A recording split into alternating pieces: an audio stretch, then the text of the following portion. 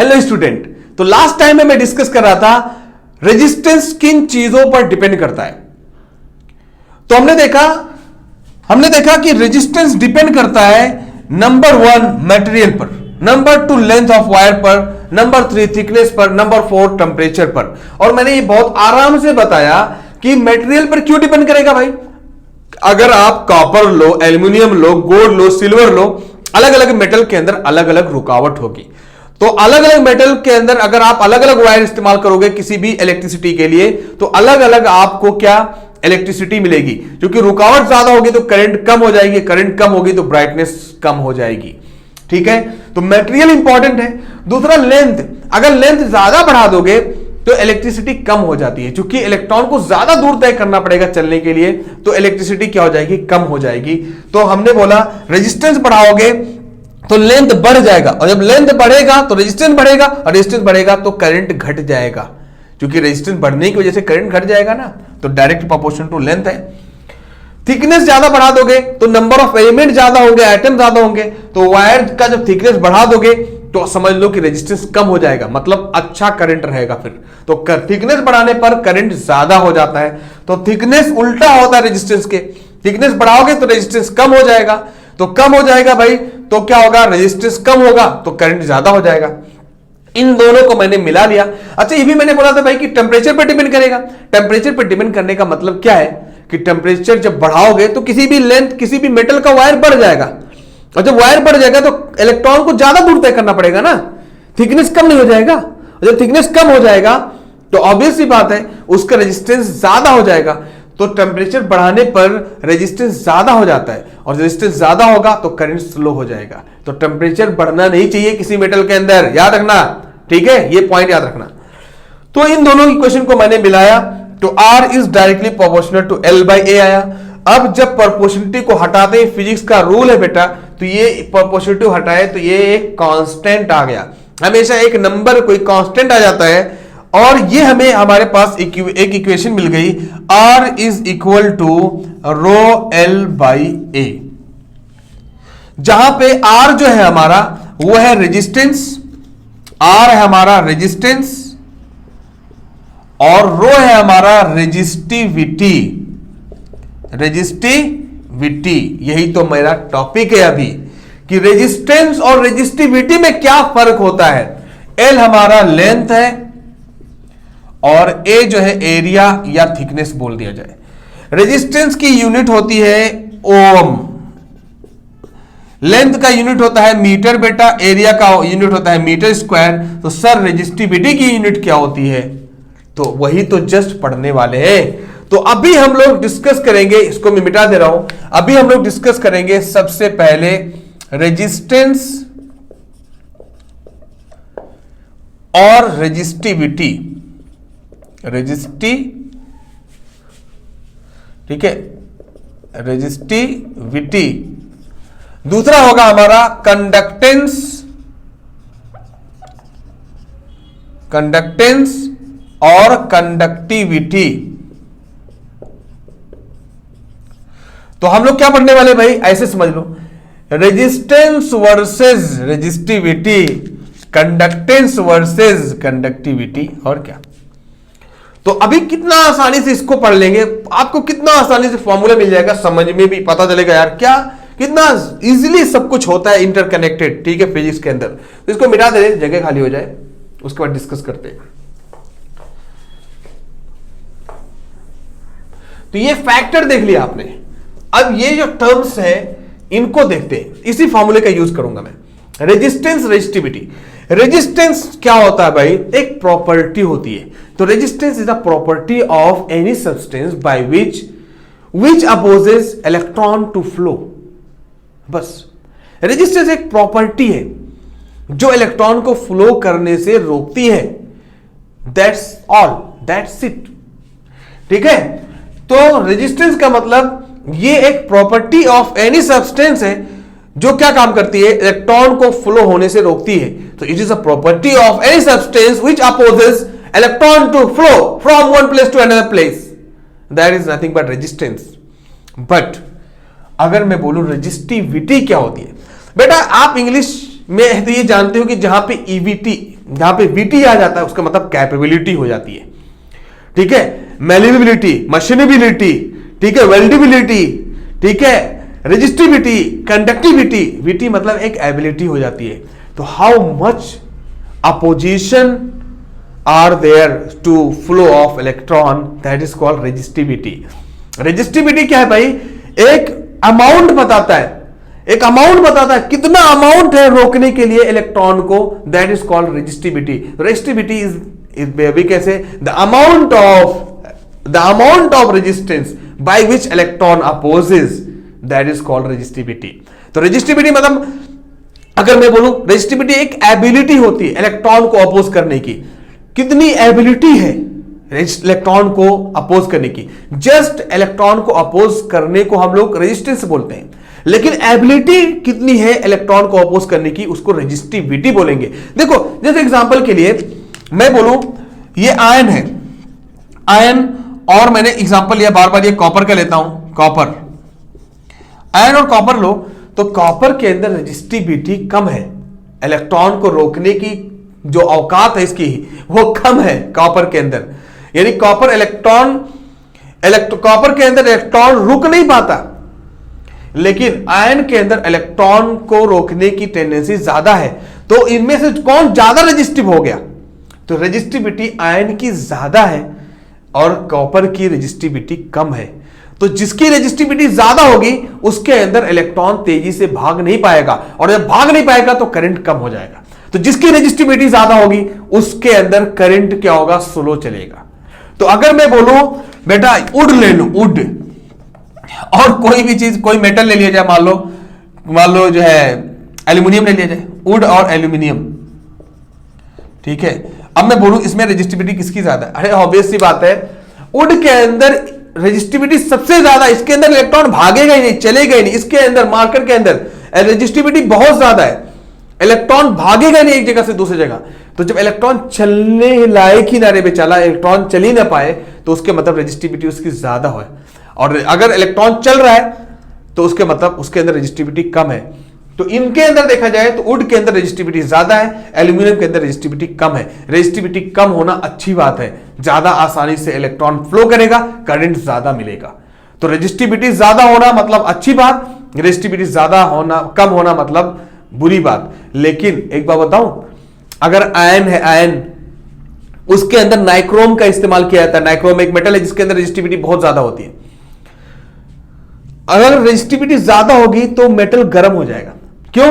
अरे यार कठिनाई से वो जाएगा बेचारा, एक जगह से दूसरी जगह मूव करने के लिए इतनी कठिनाई से जाएगा, और जब ज्यादा प्रेशर, ज्यादा परेशानी जाने पे होती है तो वहां पे हीट जनरेट हो जाता है, बहुत थक जाता है इंसान, हीट जनरेट हो जाता है। तो जैसे इलेक्ट्रॉन एक जगह से दूसरी जगह जाएगा, रेजिस्टिविटी ज्यादा होगी तो याद रखना उसके वो हीट हो जाएगा, वो बॉडी हीट करेगा, और हीट का इस्तेमाल करके हम लोग क्या आयन करते हैं।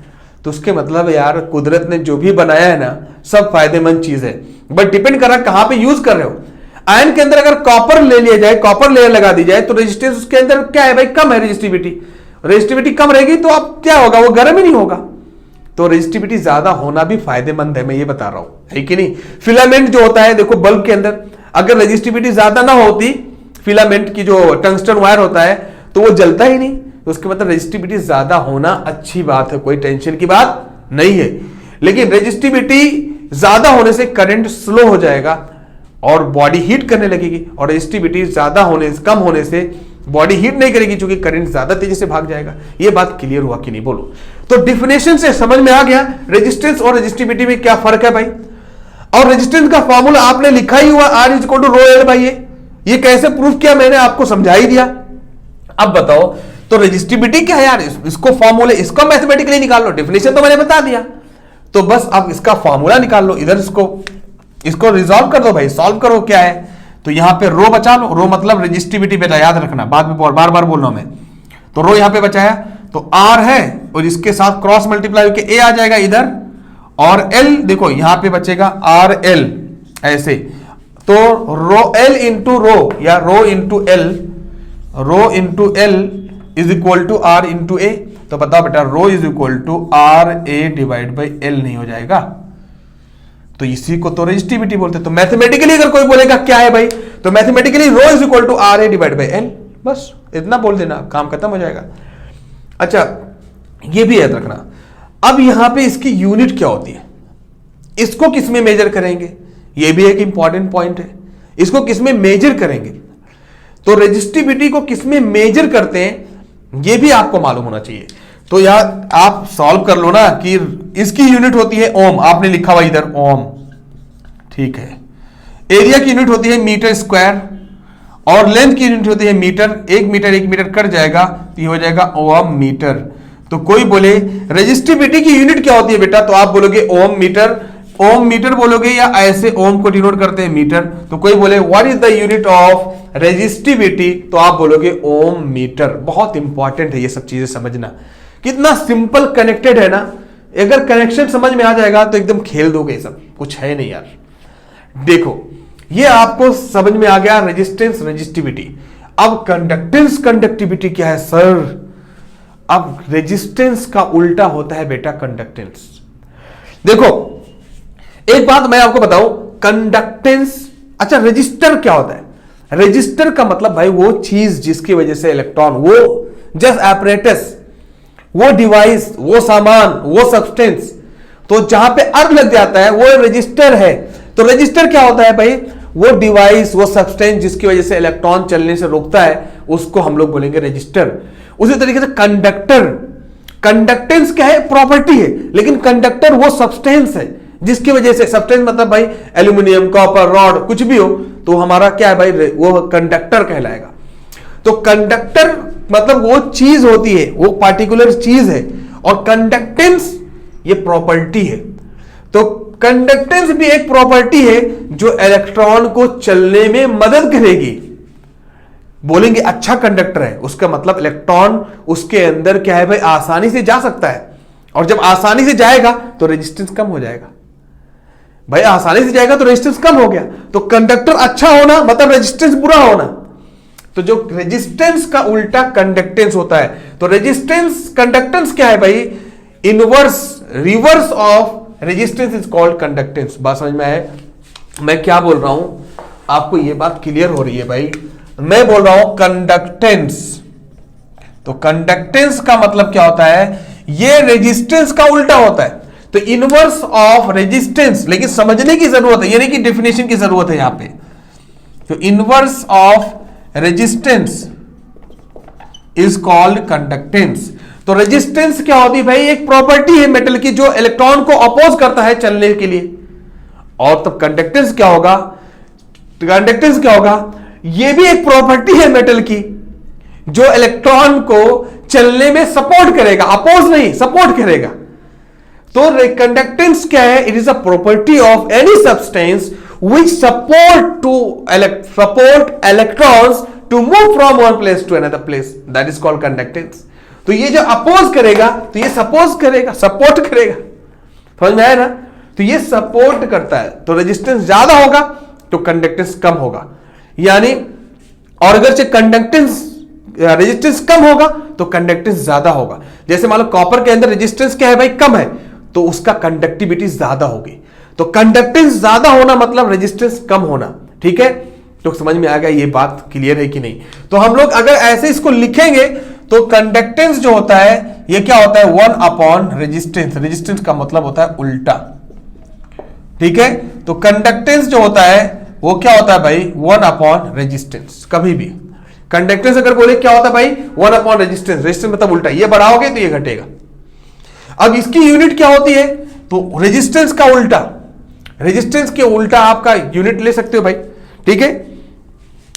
तो रेजिस्टेंस की यूनिट अगर हम देखी जाए, रेजिस्टेंस की यूनिट अगर हम चाहे तो रेजिस्टेंस की यूनिट भाई हमने देखा है ओम, तो 1 अपॉन हो जाएगा ये ओम।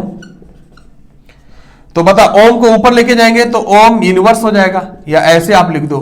तो रेजिस्टेंस की यूनिट क्या होती है, ओम यूनिवर्स। क्यों, क्योंकि कंडक्टेंस की यूनिट रेजिस्टेंस का उल्टा होगा, तो 1 अपॉन ओम, तो ओम का उल्टा कर देंगे ओम यूनिवर्स। तो कभी कोई बोले कंडक्टेंस की यूनिट क्या होती है, तो आप बोलोगे ओम यूनिवर्स, बस खत्म, इतना ही बोलोगे, काम खत्म हो जाएगा।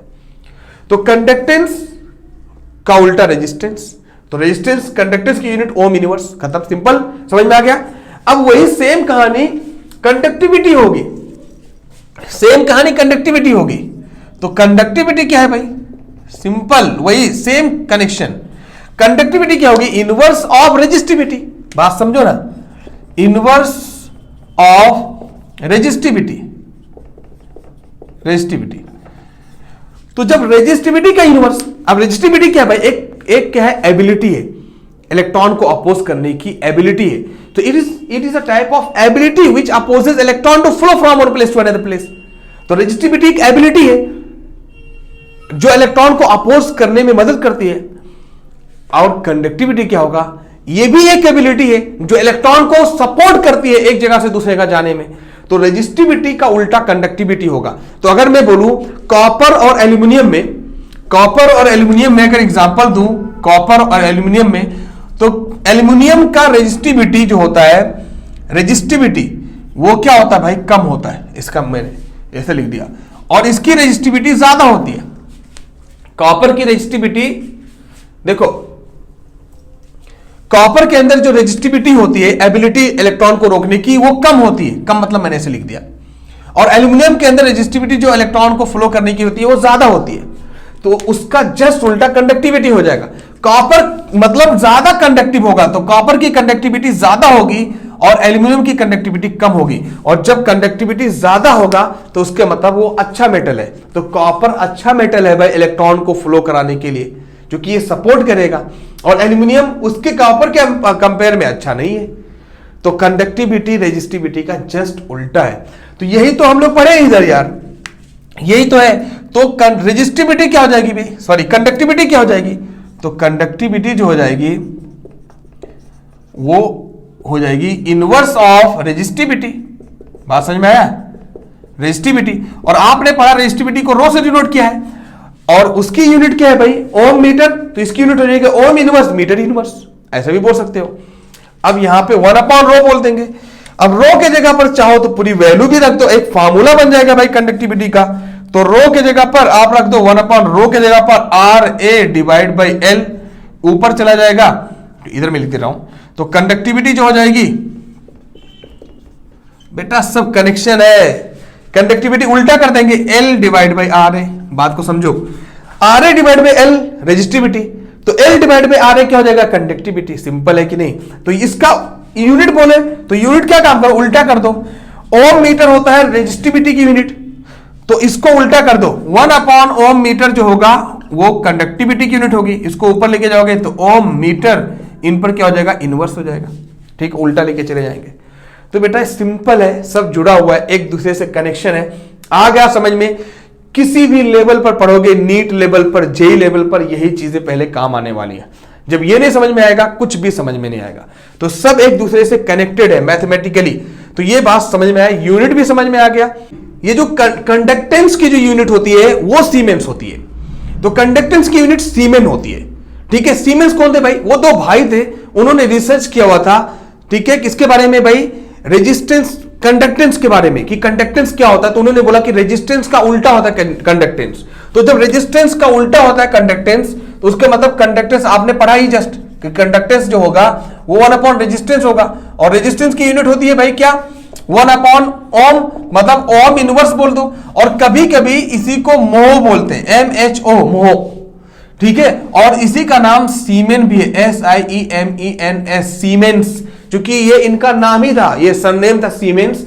तो सीमेंस दो भाई थे, इसलिए कभी कभी ये कंडक्टेंस की यूनिट को कैपिटल S में करके -1 कर देते हैं, मतलब सीमेंस। ये दोनों भाई थे, इनके नाम पर, इनके रिस्पेक्ट में कंडक्टेंस की यूनिट को हम पढ़ते हैं। तो कंडक्टेंस जो होता है वो रेजिस्टेंस का उल्टा, और उसकी यूनिट मो होती है, या ओम इनवर्स बोल दो या सीमेंस बोल दो।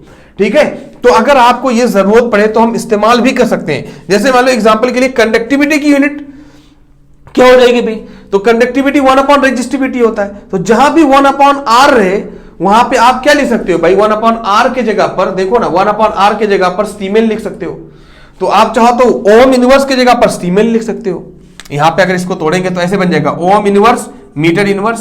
तो ओम इनवर्स की जगह पर आप सीमेन लिख सकते हो भाई, सीधा सीधा सीमेन, SEIMEN, सीमेन। और मीटर इनवर्स है ये मीटर इनवर्स, तो सीमेन इंटू मीटर इनवर्स।